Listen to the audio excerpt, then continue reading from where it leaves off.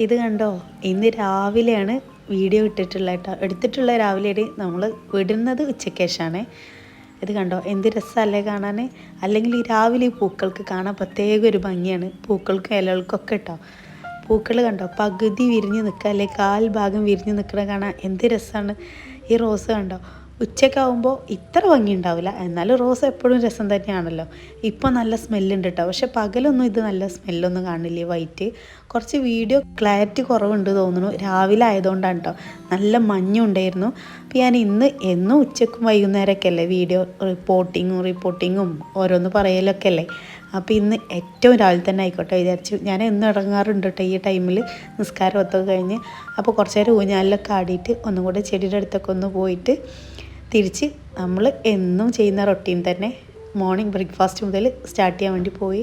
Video ഇഷ്ടപ്പെട്ട like ചെയ്യാം കേട്ടോ. Thank you.